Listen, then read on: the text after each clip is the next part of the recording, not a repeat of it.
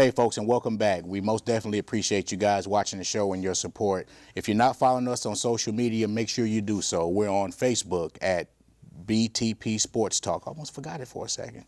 We're on Twitter at BTP Sports. We're on Instagram at BTP_sports.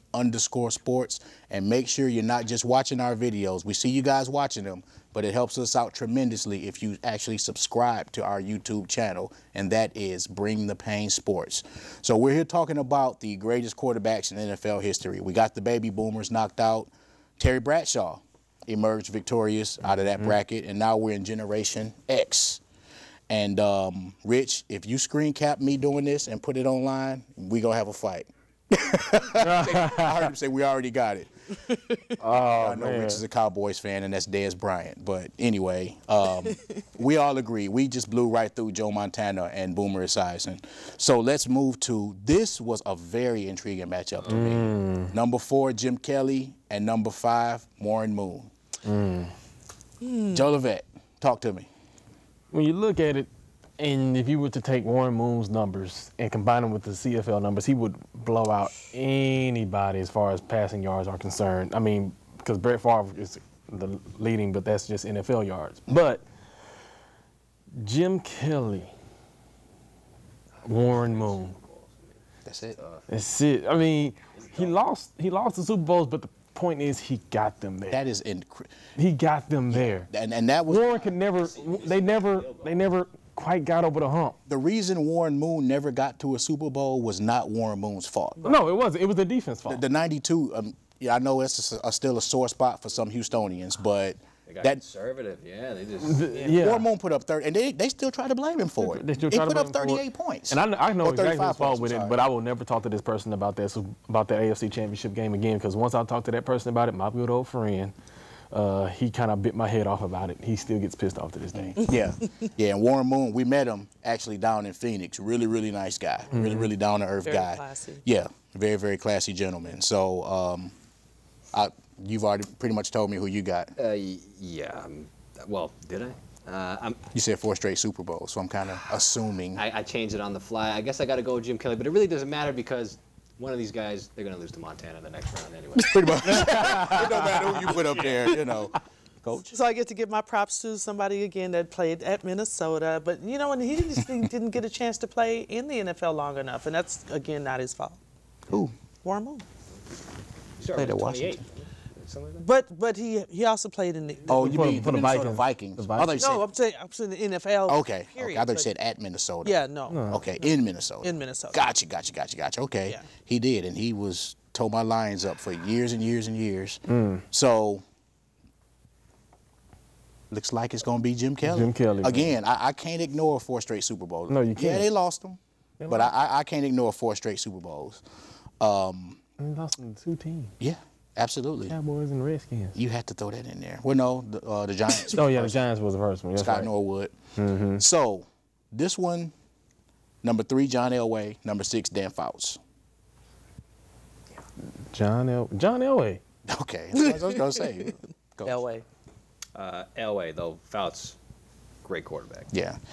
This was one of those ones where the ring set them apart. That was really the only, when you look at their numbers, they're very similar. Now, Rushing yards, though, for Elway. I mean, yeah, people forget that Elway was a very mobile quarterback in his younger days. When he come out of Stanford, he was very, very mobile, and he's got a gun out of this world. Now, Dan Fouts played Air Coryell, which was pretty much the very first spread offense. You know, you had Wes Chandler and the great Kellen Winslow and Lionel Little Train James in the backfield. I mean, that offense he played. Elway, there was a lot of years where Elway didn't have a lot of help.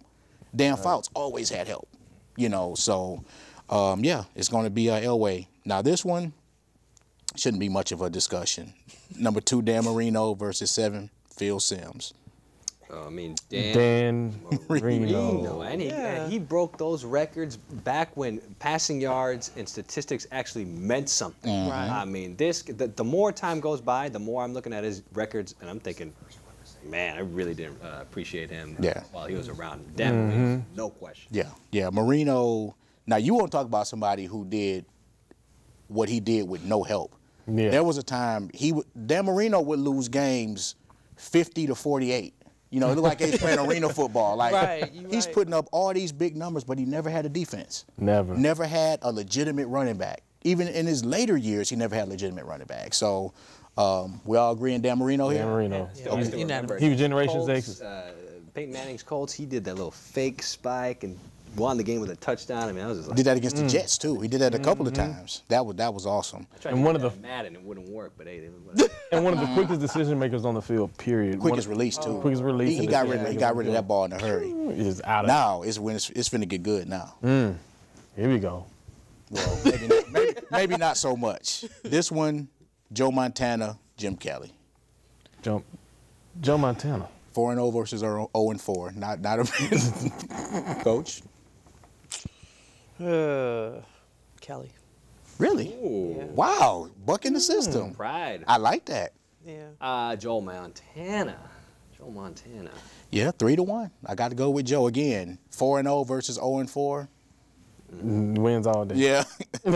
Now, this was probably the most intriguing matchup when I was doing my bracket of all. The torture, yeah. Absolutely. Dan Marino versus John Elway. Jolivet. Dan Marino versus John Elway. Good gosh. I mean, both of these guys, one has rings, one of them doesn't. But one of them is a far better passer than the other, which we know Dan Marino, who didn't have help at all, compared to John Elway, who actually had some help in Terrell Davis. Which one is a far better passer? I don't see much separation Dan Marino. between these two. I see Dan Marino. I ain't going to say far better. Elway could let it go too. Yeah, but I think when you're looking at those two quarterbacks, you're holding Marino back because of not having, right. God, that guy was a hell of a quarterback. Yeah. So I would go with Marino just because of that reason, and also because it's not going to matter in the next round because I'm going Dan Marino. So you go Marino? I'm going Dan Marino. Marino. And I'm picking Marino as well. Wow. I picked Elway. You picked Elway? The only thing was the rings. That was the now at the same time. Now people forget that Dan Marino went to a Super Bowl now. Oh yeah. His second season, 82, he lost to the 49ers. Right. So he went to a Super Bowl, and again, he was a one-man show. Right.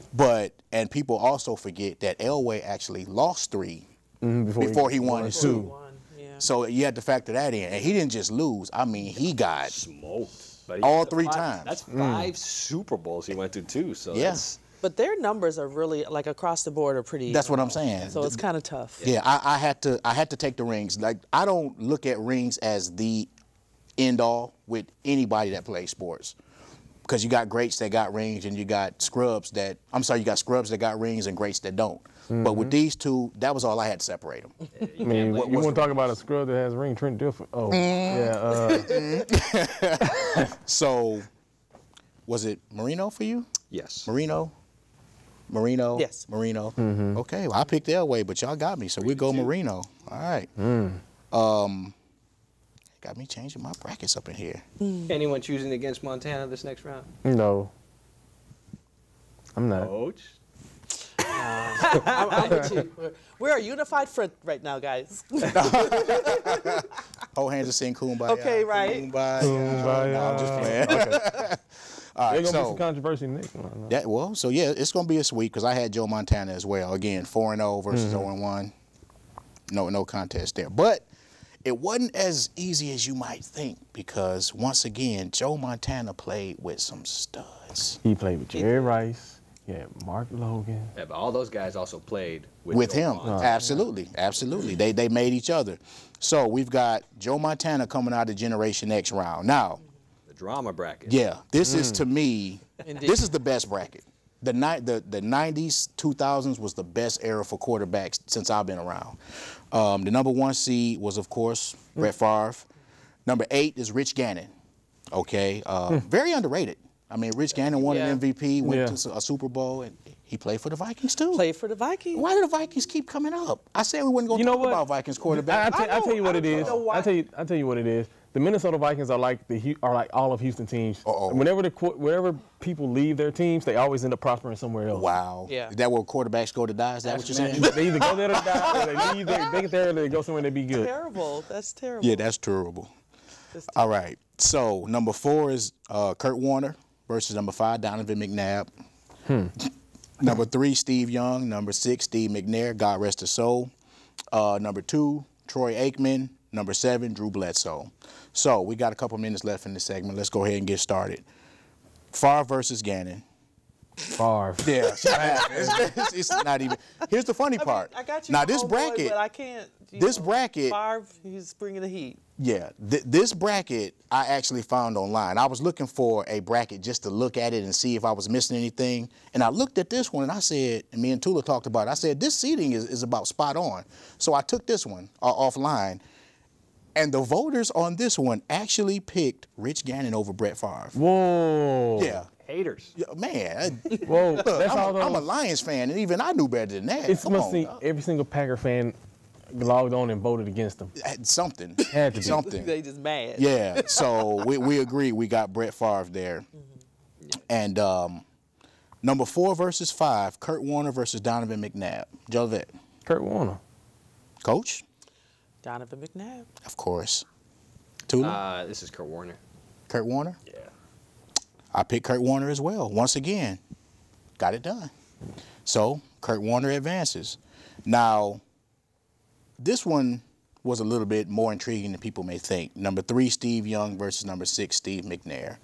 So what we'll do is Steve Young, of course, started with the Tampa Bay Yucks. A lot of people don't remember that. Steve McNair went to a Super Bowl, had his golden years with the Tennessee Titans. So it'll be a very, very interesting matchup. And we'll discuss it on the other side of this break. So for Tula, Jolivet, Coach Leah, Mitchell Brock, BTP Sports, and we will be right back after this break. Hey folks, Mitchell Brock with Bring the Pain Sports, and we're still coming to you from the Phoenix Convention Center here at Super Bowl 49, and we are here with Mr. Montel Williams. Montel, thank you for the time, brother. Oh, man, thanks for having me and bringing the pain. Come on with it. That's what we do here. That's what. Well, I'm rolling around here right now. If you guys got a chance to shoot him, shoot this young man that's sitting over there. It's Staff Sergeant Michael Kane. Just point the camera over and bring it back to me. See that young man sitting over there right there? That's one of the reasons why I'm here in the press corps today, is because yesterday the Wounded Warriors, man, played against the NFL. You know about that, right? We did. We saw it on ESPN. Whipped up on them, 59-12. Guys like my friend over here and a lot of other soldiers who, paid the price that lets us all be in here doing what we're doing. Amen, amen. Now, I was going to ask you, how were you enjoying the Super Bowl experience? Well, I kid you not, I jumped off the plane 10 minutes ago, and what my first experience was trying to get in here. We got stuck in the traffic out there like 4 times. I'm going to tell you something. Dude, I don't mind traffic. It's the cops, and the cops are doing their job. That's right. But I got this little dude right here who's my publicist. This guy here driving a car, and he can't drive. That dude can't drive. Don't touch out. He can't. Look, he's driving around, right? Right. And he goes, wait, I got to pull over. What does he do? It looks like a lane, right? Right. What's out there? Is there not trains out here? There are trains. Homeboy, fast too. He pulls over and parks in the train lane, and the cop is screaming, "Move your car!" And he's going, "Wait, no, wait, no." Anyway, now that was the beginning of my experience. Now let me ask you this: did he get you here? I got here. No. See, don't. What happened is I made him pull over, and they sent somebody out to get the car. They took the car away, and I walked. Had to. That's what you do to a friend. We did too. Okay, gotcha. Right. All right. Yeah. Montel Williams, hey man, appreciate the time, brother. Thanks for having me, man. All right, thank you. Hey folks, Mitchell Brock will Bring the Pain Sports, and we're still coming to you from the Phoenix Convention Center here at Super Bowl 49, and I have a very special guest here. I have Sergeant Michael Kane. Sarge, thank you for your time and joining us, man. Oh, thank you guys. It's my pleasure. So tell our viewers exactly what branch you were in and what you did. I was in the United States Army for 4 years. I was at 11 Bravo over at the 173rd Airborne in Vicenza, Italy, and then I got reassigned over to the 299th Engineers of the 4th Infantry Division in Fort Hood, Texas. And that's who I got deployed to Iraq with, and my vehicle rolled over a double-stack anti-tank landmine, and I lost my right leg, and 10 years later I ended up losing my left leg due to complications. So now I'm a double amputee, play ice hockey, and I play football with the Wounded Warrior amputee football team. So for you BTP viewers and fans, you do remember that we covered a wheelchair football game just last weekend, correct? So tell us a little bit about, and we saw a little bit of it on ESPN because Snoop Dogg was there. Oh, yeah. Yeah. So tell us a little bit about that. That was an experience. Snoop Dogg was there. A bunch of NFL alumni guys were out there, and we just our team is completely consisted of amputees, legs, limbs. I'm a double amputee. There's guys missing arms, doing interceptions, throwing passes, catching passes. A lot of guys with disabilities. I like to sit there and say, none of us are handicapped. We're all handicapable, and in that game, we all proved that we were. Now, I had a brother, he's passed on now, but he was disabled. And it took me years to stop saying the word handicap. Yeah. But since him, he would not allow you to say handicap. He would just say disabled. Yeah, I think that's probably the most insulting word you can use when you see somebody who's like, oh man, you look you're handicapped. No, we ain't handicapped. You can just say we got a disability. But I mean, it's handicap is basically saying you don't do nothing, you can't do anything. And, that's just not true. Like me, I have no legs, but I play stand-up ice hockey and football. Come on, and anybody else out there that has a disability, you can do whatever you want. There's nothing that you can't do because of your disability. So don't sit there and, let people tell you that you can't do anything. You can do whatever you want. He just dropped the mic and walked off. I can't follow that, but I will tell y'all this. He may have lost his legs, but in case you can't tell, this is a big old dude. And when he shook my hand, it's still kind of burning from when he shook it. So, Sergeant Kane, we appreciate the time, brother. And as always, salute you. Appreciate your service, man. All right, always. Mitchell Brock with BTP Sports. Back to you guys. Hey, folks, Mitchell Brock with BTP Sports coming to you live from Phoenix, Arizona, Phoenix Convention Center here at Super Bowl 49. We're here at the Radio Row, and we've done some interviews with some guys you all may be familiar with, Eugene Robinson, Sam Madison, Kurt Warner, guys who have been here, who have won Super Bowl rings. And we just want to keep bringing it to you, bringing the pain like we do. Mitchell Brock with BTP Sports. Back to you.